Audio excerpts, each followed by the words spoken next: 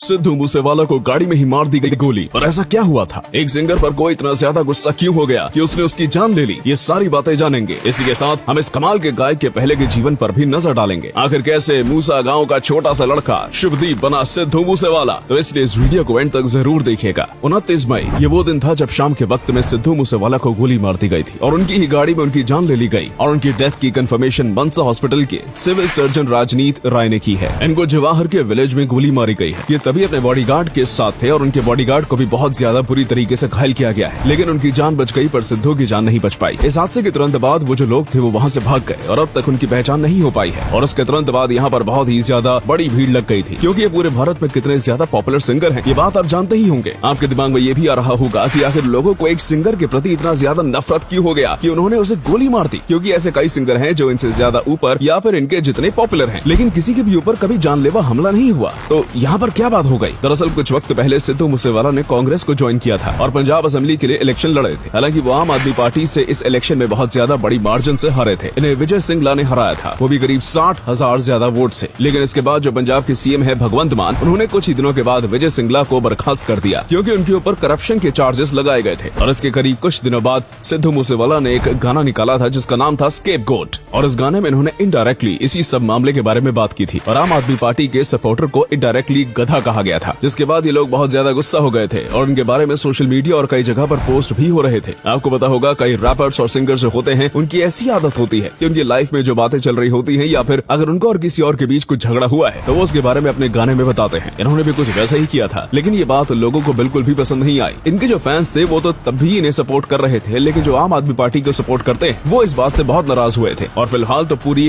कार्यवाही खत्म नहीं हुई है, लेकिन लोगों का इसी तरफ इशारा करना है कि कहीं न कहीं यही वजह होगी लोगों के अंदर उनके खिलाफ पैदा करने की। और इन्होंने अपने गाने के जरिए जो छोटी सी चिंगारी लगाई थी वो बहुत बड़ी आग बन गई और इनकी ही जान की कीमत ले बैठी। और अब आप देख रहे होंगे कि सोशल मीडिया से लेकर हर जगह पर इनकी बातें चल रही हैं, क्योंकि ये कई लोगों के दिल की धड़कन थे। लोगों को इनके पंजाबी सॉन्ग्स बहुत ज्यादा पसंद आते थे और एक प्रकार से कहा जाए तो इन्होंने ही पंजाबी सॉन्ग्स में रेवोल्यूशन लाया था। तो इस बात में भी कोई गलत बात नहीं होगी कि पंजाबी ओल्ड फोक म्यूजिक और आज के मॉडर्न रैप को एक साथ मिलाकर बेहद ही कमाल का गाना बनाते थे। और इसी के बाद से बाहर के लोग भी पंजाबी सॉन्ग्स को बहुत ज्यादा सुनने लगे, इसलिए इन्हें पंजाबी सॉन्ग्स इंडस्ट्री या फिर कहूँ इंडियन म्यूजिक इंडस्ट्री में बहुत ही बड़ा लेजेंड माना जाता था। लेकिन हमेशा से ऐसा नहीं था। इन्हें यहाँ तक पहुँचने के लिए बहुत ही ज्यादा स्ट्रगल करना पड़ा। इनका जन्म मानसा जिले के मूसा गांव में हुआ था और यही कारण है कि इन्होंने अपने नाम में सिद्धू मूसेवाला रखा, वरना इनका असली नाम शुभदीप सिंह सिद्धू है। इन्हें बचपन से ही म्यूजिक का बहुत ज्यादा शौक हुआ करता था, तभी ये पुराने पंजाबी फोक म्यूजिक सुना करते थे। और इसके बाद इन्होंने मानसा जिले से ही अपनी एजुकेशन को पूरा किया। लेकिन इसके बाद जब इन्हें डिग्री चाहिए थी तो इन्होंने इंजीनियरिंग करने का सोचा और इलेक्ट्रिकल इंजीनियरिंग में डिग्री भी ली। ये अपने कॉलेज दिनों में बब्बू मान के गाने काफी ज्यादा सुना करते थे, इसकी वजह से इन्हें भी सिंगिंग करनी थी। लेकिन ये तभी सॉन्ग्स को लिखते नहीं थे, इसलिए इन्होंने सॉन्ग राइटर से बात की। लेकिन तभी के जो बड़े बड़े सॉन्ग राइटर्स थे उनकी प्राइस इतनी ज्यादा थी कि सिद्धू मूसेवाला अफोर्ड नहीं कर सकते थे। इसके बाद इन्हें एक बहुत ही ज्यादा अच्छा सॉन्ग राइटर मिला था जो कि इनके साथ कम पैसों में भी काम करने के लिए तैयार था। लेकिन उसने इन्हें यहाँ से वहाँ भगाया, कभी यहाँ पर बुलाता तो कभी वहाँ पर, यहाँ तक कि उसने कई बार इन्हें अपने घर पर भी बुलाया है और उसके बाद वहाँ से इन्हें वापस भेज दिया। और इस बात से तंग होकर इन्होंने तय किया कि ये अपने खुद के सॉन्ग्स लिखेंगे और ये भी तय किया कि ये कभी भी किसी और के द्वारा लिखे गए सॉन्ग्स को नहीं गाने वाले हैं। इसके बाद इन्होंने सॉन्ग लिखना शुरू किया और देखा कि ये असलियत में सॉन्ग्स लिखने में बहुत माहिर हैं और इन्होंने अपने अंदर के असली हुनर को पहचाना। इसके बाद निंजा नाम के एक सिंगर हैं जिन्होंने इनके गाने को लाइसेंस किया और वहीं से ही इन्हें पहली बार बड़ा एक्सपोजर मिला था। इसी के साथ पंजाबी चैनल पर एक शो आया करता था जिसमें वो अपकमिंग या फिर छोटे सिंगर्स को गाने का मौका देते हैं। इन्हें भी इसी शो में देखा गया था और उसके बाद दीप चंदू नाम के बहुत ही बड़े पंजाबी सिंगर ने भी इनके द्वारा लिखे गए एक गाने को गाया था। लेकिन फिर ये अपनी आगे की पढ़ाई करने के लिए कनाडा चले गए थे और पहले तो इनका वहीं पर सेटल होने का प्लान था और वहाँ पर जाने के बाद ये और भी कई आर्टिस्ट से मिले और इनका कॉन्फिडेंस और भी ज्यादा बढ़ा और फिर इन्होंने खुद गाने गाना शुरू कर दिया। और स्टार्टिंग में इन्होंने जो गाने गाए वो काफी अच्छे गाए, लेकिन इन्हें वो सक्सेस नहीं मिली थी जिसके ये हकदार थे। लेकिन वो दिन भी बहुत ज्यादा जल्दी आ गया। इन्होंने सो हाई नाम का एक गाना गाया था जिसने इनके सारे रिकॉर्ड्स तोड़ दिए। इसके बाद इनके जो नए गाने आने लगे सब के सब वायरल होने लगे और ये एक इंटरनेट सेंसेशन बन गए। इन्होंने पंजाबी म्यूजिक इंडस्ट्री को ना बस पंजाब बल्कि पूरी इंडिया में फेमस किया और कई जगह पर तो इंडिया के बाहर भी ये फेमस थे। और इसके बाद इन्होंने कभी भी पीछे मुड़कर नहीं देखा। हालांकि हाल ही में जो हादसा हुआ है वो बहुत ज्यादा दुखद है। भले ये बहुत ज्यादा फेमस थे लेकिन अभी ये और आगे बढ़ते जा रहे थे और ये चमकते सितारे थे जिनके हर एक नए गाने उनकी ऊंचाइयों की ओर बढ़ा रहे थे। लेकिन उनकी ये गलती कहें या फिर उनकी किस्मत कहें कि इनकी छोटी उम्र में इन्होंने हमें अलविदा कह दिया। और अभी हम बस एक ही उम्मीद कर सकते हैं कि ये जहाँ पर भी हो वहाँ खुश हो।